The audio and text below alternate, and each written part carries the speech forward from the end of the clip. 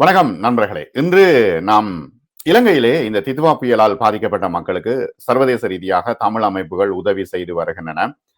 கனடாவில் உள்ள அமைப்புகள் என்ன செய்கின்றன, எவ்வாறான உதவிகளை செய்யலாம்? இந்த சூழ்நிலையில் தமிழ் மக்கள் அதிகமாக, மலையக மக்கள் அதிகமாக பாதிக்கப்பட்டிருக்கிறார்கள். வடக்கு கிழக்கு மக்களும் பாதிக்கப்பட்டிருக்கிறார்கள், ஆயிரக்கணக்கானவர்கள்.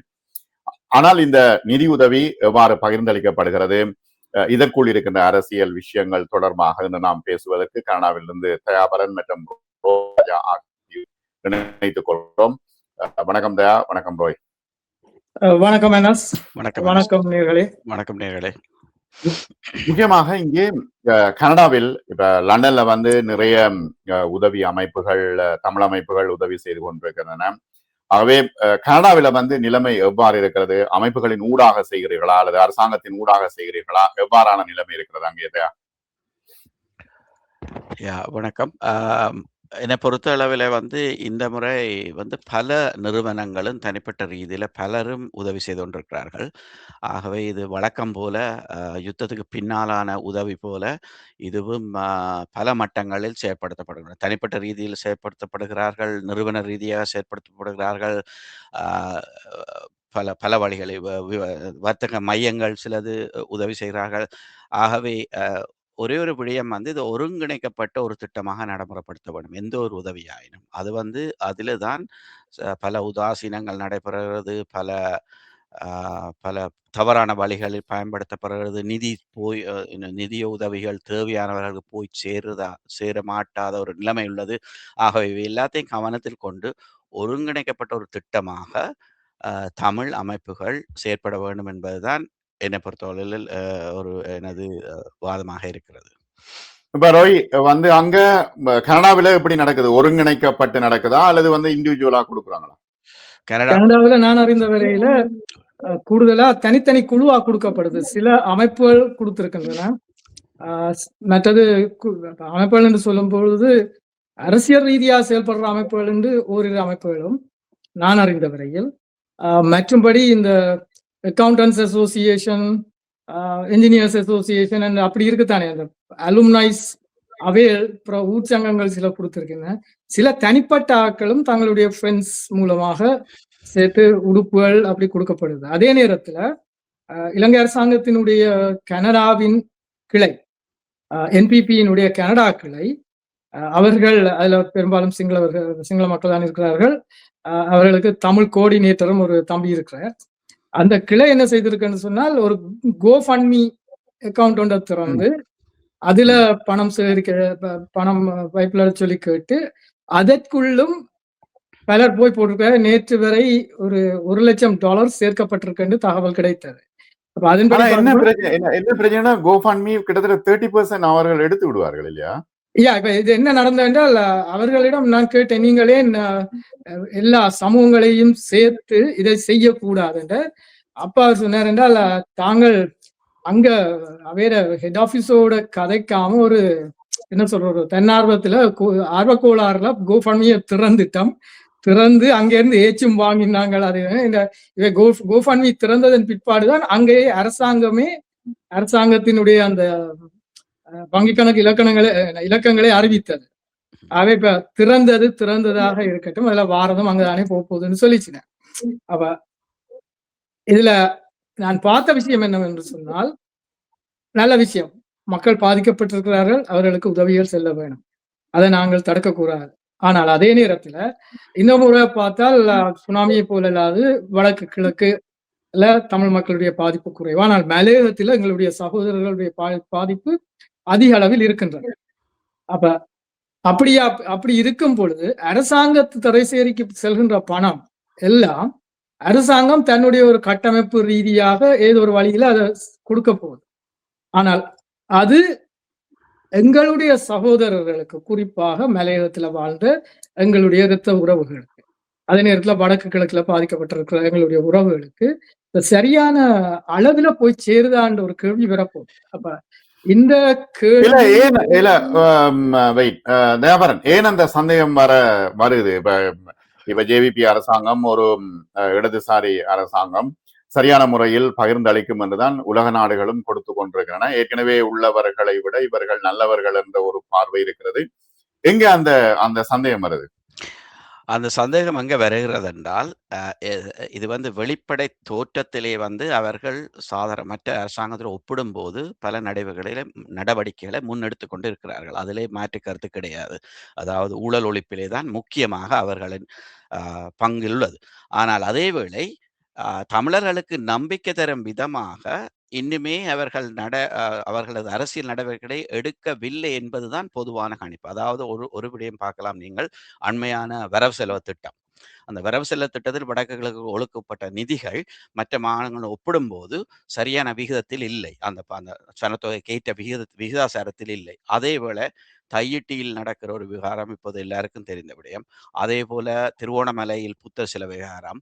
இப்படியாக அந்த நம்பிக்கை ஊட்டுமாறு இதெல்லாம் திடீரென முளைத்து கொண்டிருக்கிற விடயங்கள் இன்று கூட அனர்த்தம் நடந்து மக்கள் எல்லாரும் பயங்கர பாதிப்புகளுக்கு உள்ளாகிற ஒரு நிலைமையில கூட தையிட்டி விகாரமோ புத்த சில விகாரமோ வர வேண்டிய தேவை என்ன இப்போது? ஏனென்றால் அதுவும் மும்முரமாக நடத்தி கொண்டிருக்கிறது. அது அண்மையில் கேள்விப்பட்டேன், பண்ணையில் கூட அதாவது என்ன இந்த ஆர்கியாலஜிக்கல் டிபார்ட்மெண்ட் வந்து இன்னொரு இடத்தை புனித பூமியாக அறிவித்திருக்கிறார்களாம், யாழ்ப்பாணம் பண்ணையில். அப்ப இதுகளெல்லாம் பார்க்கும்போது வந்து அந்த நம்பிக்கை தரும் விதமாக அரசியல் திட்டமோ அல்லது பொருளாதார முன்னெடுப்போடோ நடைபெறுவது மாதிரி எங்களுக்கு தெரியவில்லை. அந்த நம்பிக்கையை உருவாக்க வேண்டும். அதுதான் ஒரு இப்ப நான் நிலாவர கிணறுக்கு பக்கத்துல ஒரு சிறிய புத்தர் சிலையும் வைக்கப்பட்டதாக தற்பொழுது செய்திகள் வந்த வண்ணம் இருக்கின்றன.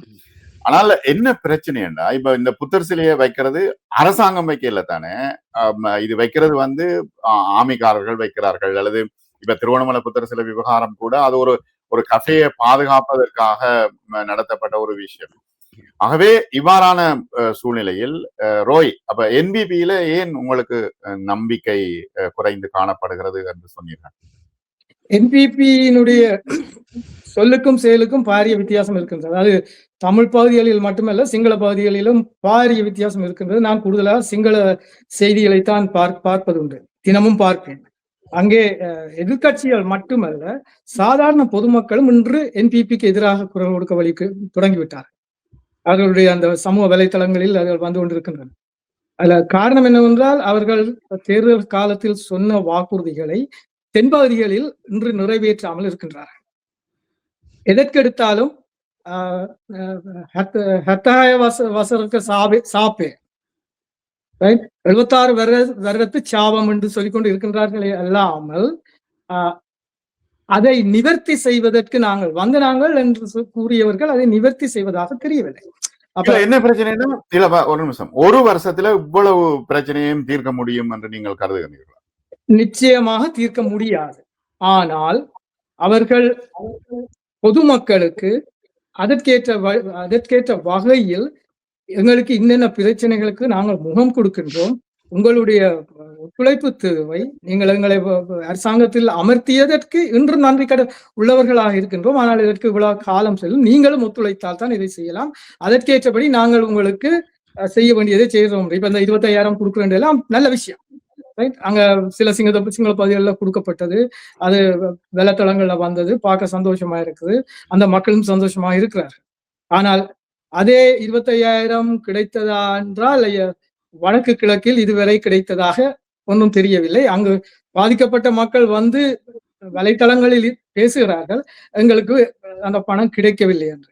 ஆனால் வடக்கு கிழக்கில் இருந்து வருகின்ற வலைத்தளங்கள் அங்கே பாதிக்கப்பட்டவர்கள் 100 பேர், ஆனால் எங்களுக்கு உதவி தேவை என்று கேட்டவர்கள் 437 பேர். ஆகவே இங்கே ஊழல் நடக்கின்றது என்று அதுக்குள்ள நிற்கிறார்களே ஒழிய, இந்த சந்தர்ப்பத்துல என்பிபி அரசாங்கம் கூறியது போல இந்த மக்கள் எல்லாரையும் ஒன்றிணைத்து, நாங்கள் ஒரு நாட்டு மக்கள், ஆனா எங்களுக்கு தனித்துவம் இருக்குது, அந்த தனித்துவத்தை நாங்கள் ரெக்கக்னைஸ் பண்றோம், ஆகவே நாங்கள் சமமாக உங்கள் எல்லோரையும் நடத்த போகின்றோம் என்று என்பிபி அரசாங்கம் மக்களுக்கு கூறுவது மட்டுமல்லாமல் அவர்களுக்கு வடிவாக தெரியும். புலம்பெயர்ந்த தேசங்களில் தான் தமிழ் மக்களுடைய இன்று அத்திவாரமே புலம்பெயர்ந்த தேசங்களில் தான் இருக்கின்றது. அவை புலம்பெயர்ந்த தேசங்களில் தமிழ் மக்களுடைய அமைப்புகள் பல இருக்கின்றன. இந்த அமைப்புகள் எல்லோருக்கும் இவர்கள் பொதுவாக ஒரு அறிவித்தலை விட்டிருக்கலாம். அப்படி இல்லாமல் நான் அறிந்த வரையில் கனடாவில் இருக்கின்ற ஒரு சின்ன தம்பி ஒரு ஆள் இருக்கார், ஒரு 30 வயது இருக்கும். அவர் தான் தமிழ் கோஆர்டினேட்டர். அவருக்கு சொல்லப்பட்டிருக்கு அமைப்புகளை போய் கேளுங்க.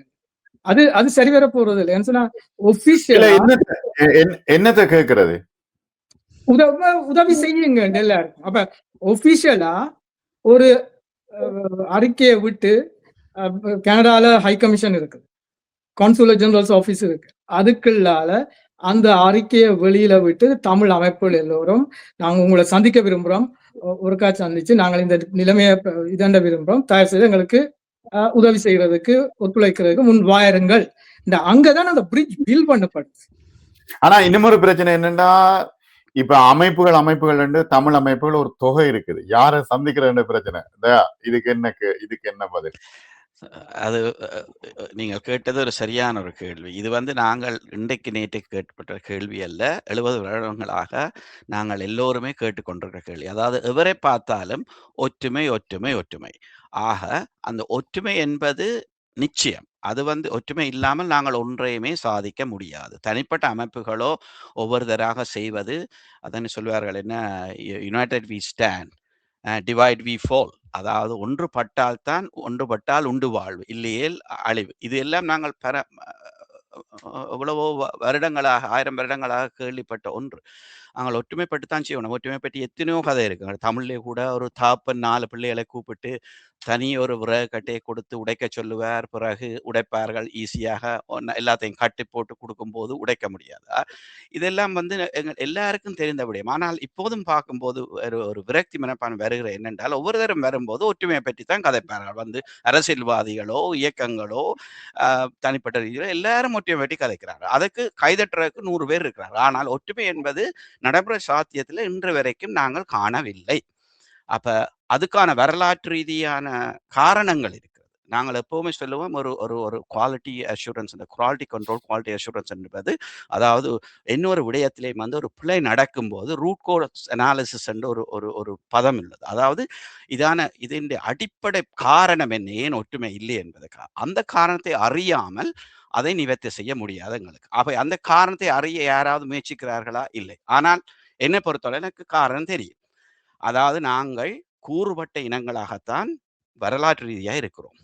சாதி அடிப்படை ஒன்று, பிரதேச அடிப்படை ஒன்று, சமய அடிப்படை ஒன்று, பல விதங்களில் கூறுபட்டிருக்கோம். யாழ்ப்பாணத்துக்கு உள்ளே எடுத்துக்கொண்டா கூட சில பிரிவுகளாக, சின்ன சின்ன குறுக்களாக நாங்களே எங்களை சுற்றி ஒரு வட்டத்தை போட்டு அதுக்குள்ளே நான் பெரியவர் என்று வெளியுலக காட்டுறதுக்காகத்தான் அந்த சின்ன சின்ன வட்டங்களாக இருக்கிறது. ஏன்னால் அவர்கள் அந்த வட்டத்தை உடைத்து, அந்த சைலோஸ் என்று சொல்வார்கள், you build your own silos around you, அதை உடைத்து வெளியிலே அவர்களை நாங்கள் தலைமைத்துவம், நாங்கள் தலைவர்கள், நாங்கள் உங்களை வழிநிறுத்த போறோம் என்று சாதிக்கிறதுக்கான தகமை அவர்களுக்கு இல்லை, பல பேருக்கு. அதான் என்ன பிரச்சனைனா, இப்ப 3வது தலைமுறை நாங்கள் போய் கொண்டிருக்கிறோம். இப்ப மீண்டும் மீண்டும் இந்த விஷயத்தையே நாங்கள் பேசி கொண்டிருக்கிறது சிங்கள அரசாங்கங்களுக்கு மிக இலகுவான ஒரு விஷயம் என்னன்னா, இதுக்குள்ள தள்ளி விடுவார்கள், இந்த ஹெட்லைனுக்குள்ள தள்ளி விட்டுட்டு அவர்கள் தங்களுடைய வேலையை பார்ப்பார்கள். இப்ப ரோய் என்னன்னா, சரி இந்த ஒற்றுமை என்ற விஷயத்தை விடுவோம். இப்ப யாரோடு பேசுவது என்கின்ற பிரச்சனை இருக்குதானே. இப்ப என்பிபி ஓகே, கனடாவோ லண்டனோ அல்லது ஆஸ்திரேலியாவோ யூரோப்போ, இப்ப யாரோடு பேசுவது, யார்கிட்ட பணம் கேட்பது என்கின்ற பிரச்சனை இருக்குதானே. அதால கோஃபண்ட்மிக்கு போய் கொண்டிருக்கிறார். இல்ல அதுக்குத்தான் இப்ப அரசாங்கத்தின் அவை இப்ப என்ன செய்யணும்னு சொன்னா, அவன் நினைக்கிறேன்னு சொன்னா, இலங்கையில தனிய சிங்கள மக்கள் தான் இருக்கிறேன், ஆகவே சென்ட்ரல் பேங்க் அக்கௌண்ட் நம்பரை கொடுத்தா அதுக்குள்ள காசு கவர்மெண்ட் இல்ல. இலங்கையில தமிழ் பேசுற மக்கள் இருக்கிறார்கள். அவர்கள் 3 மதங்களை பின்பற்றுறவர்களா இருக்கிறார்கள். அதே நேரத்தில் இலங்கையில 3 பிரதேசங்கள்ல இருக்கிற வடக்கு கிழக்கு மலையம் பறந்து இருக்கிறார்கள். இவர்களும் இலங்கை வாழ் மக்கள். ஆனா பிரச்சனை என்ன என்றால், அந்த இவர் சொன்னது போல அந்த ரூட் காஸ் அரசாங்கம் பார்க்கவில்லை.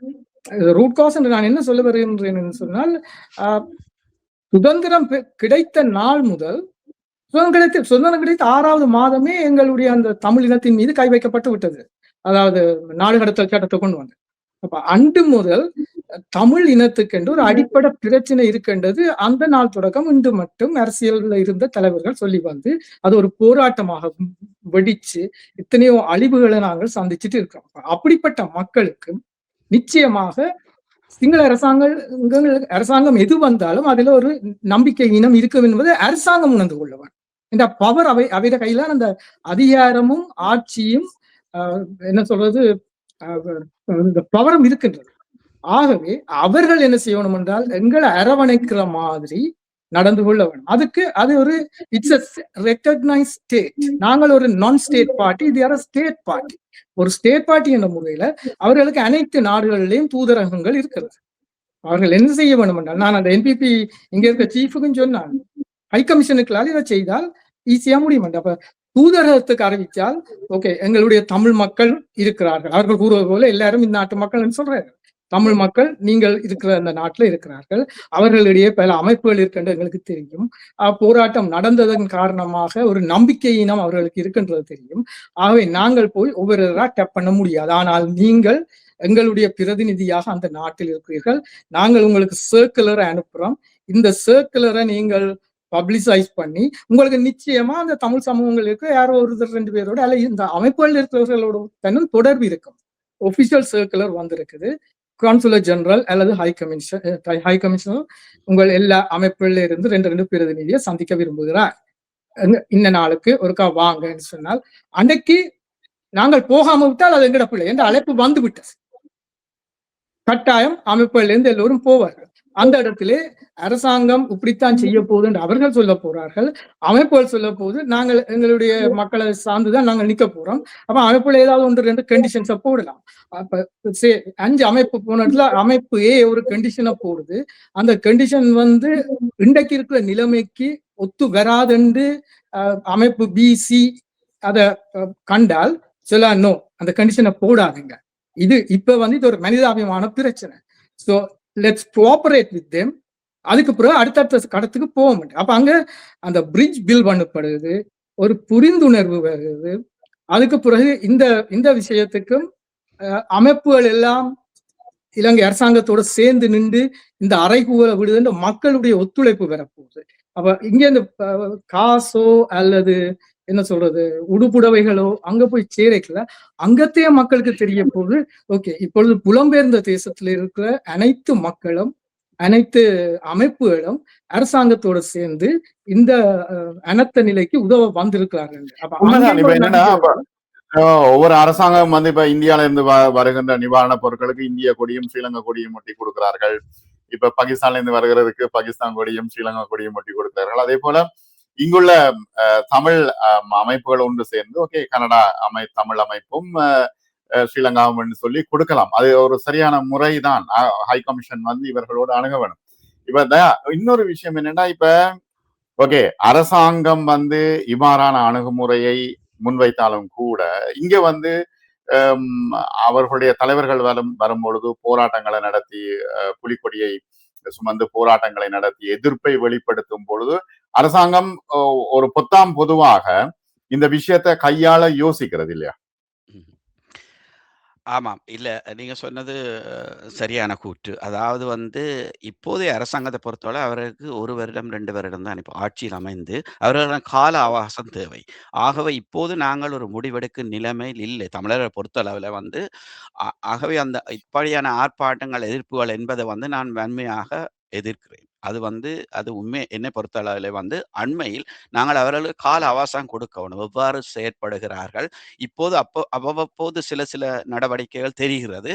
அவர்களும் கிட்டத்தட்ட ஒரு நம்பிக்கை தரமான முயற்சிகளில் ஈடுபட இல்லை, தமிழர்களுக்கான நம்பிக்கை தரம்.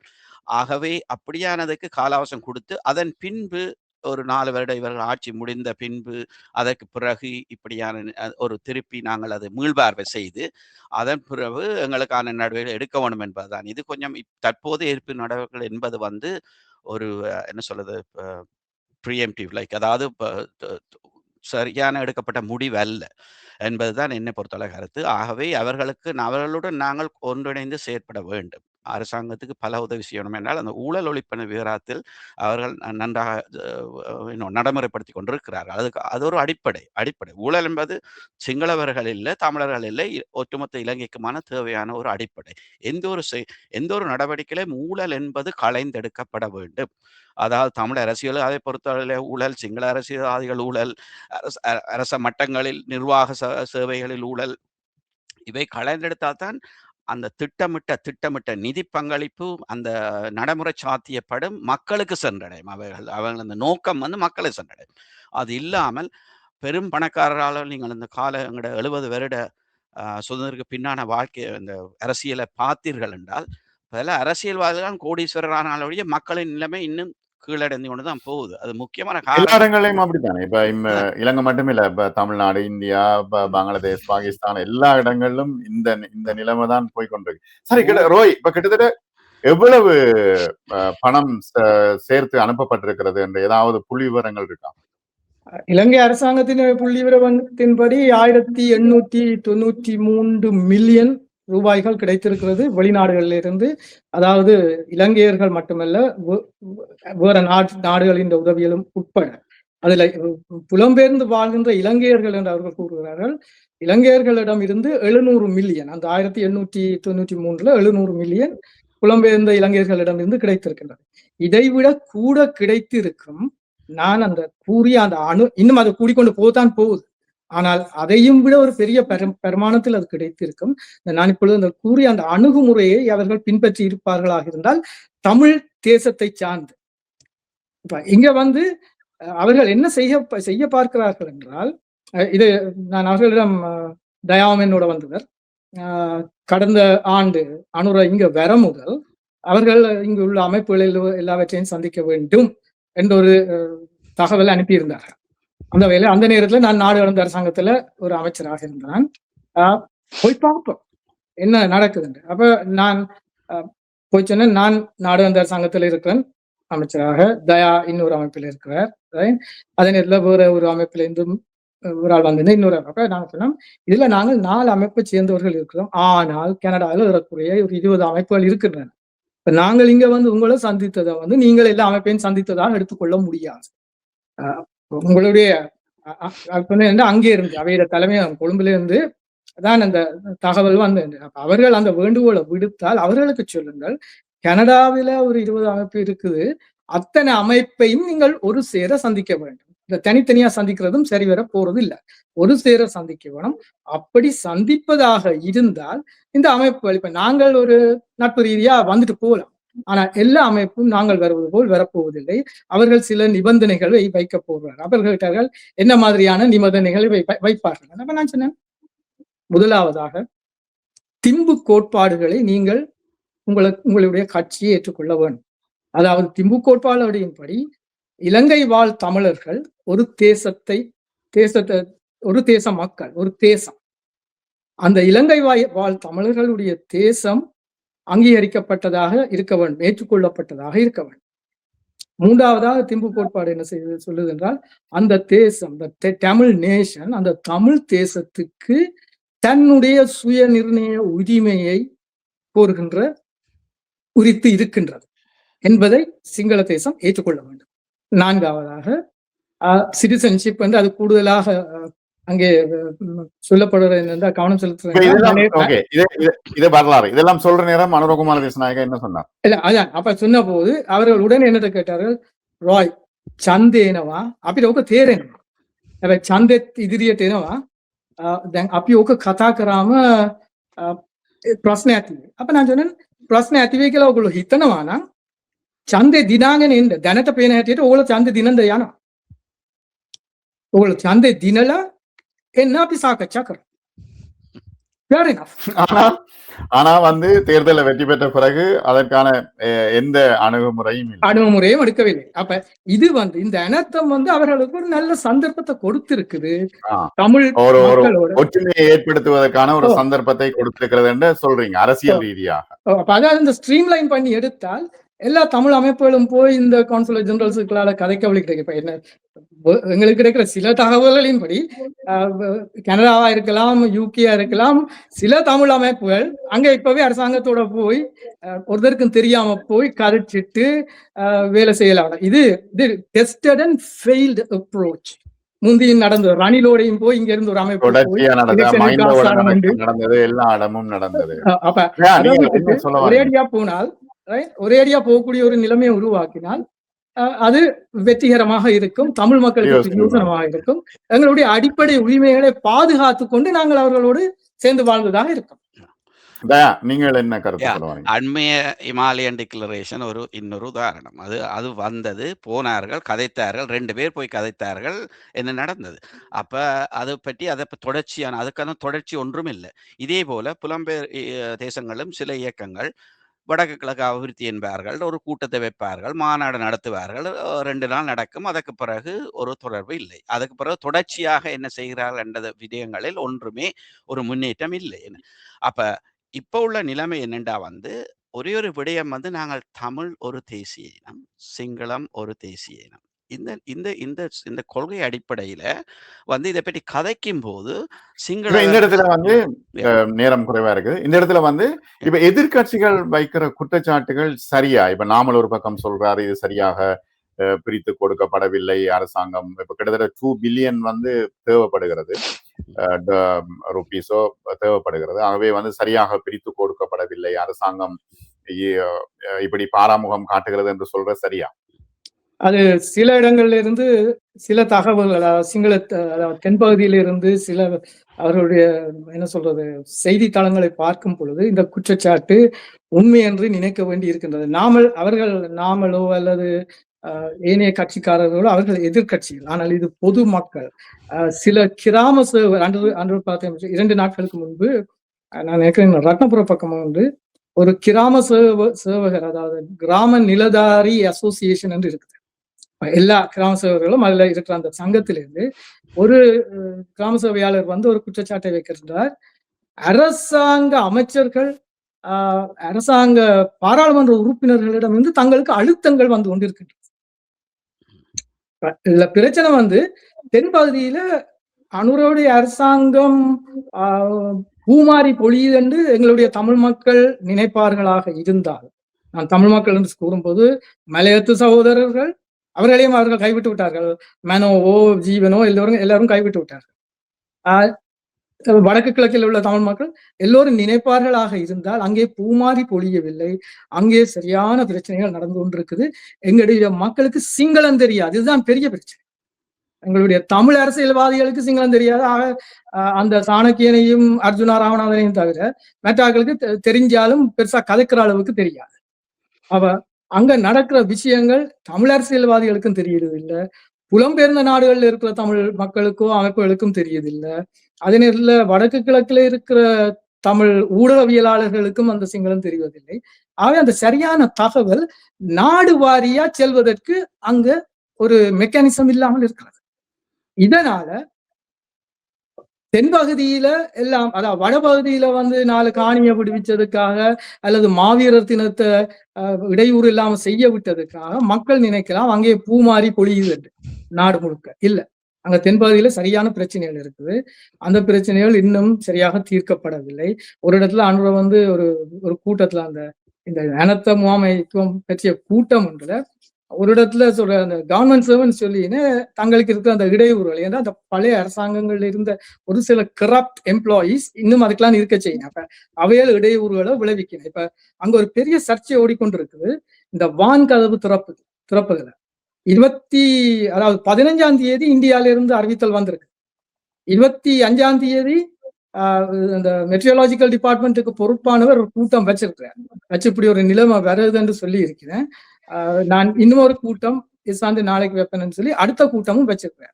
இப்ப அங்க சிங்கள தரப்புல இருந்து அரசியல்வாதிகள் மட்டுமில்ல பொதுமக்களும் வைக்கிற அந்த குற்றச்சாட்டு என்னன்னா, அந்த வான் கதவு ஒரு அளவு கொஞ்சமாக திறந்திருந்தால் தேங்கி இருந்த நீர் கொஞ்சம் வெளியில ஓடி இருக்கும். அப்ப அடுத்த நாள் மழை பெய்யக்குள்ள அதை உடைச்சு கொண்டு பாஞ்சு இவ்வளவு பேரழிவை உண்டாக்கி இருக்காங்க. மிக நன்றி ரோய் அண்ட் தயா. முக்கியமான பல விஷயங்கள் பேசணும். ஒன்று என்னன்னா, இங்குள்ள அமைப்புகள் ஒருங்கிணைந்து இலங்கை அரசாங்கத்திற்கு அழுத்தம் கொடுக்கக்கூடியதாக தங்களுடைய அரசியல், சமூக, பொருளாதார செயற்பாடுகளை மேற்கொள்ள வேண்டும். ஆகவே இது தொடர்பாக நாம் தொடர்ந்து பேசுவோம். மற்றும் ஒரு நேர்காணலில் சந்திப்போம். நன்றி ரோய். நன்றி. நன்றி அனஸ். நாங்கள் தொடர்ந்து இது பற்றி பேசுவோம்.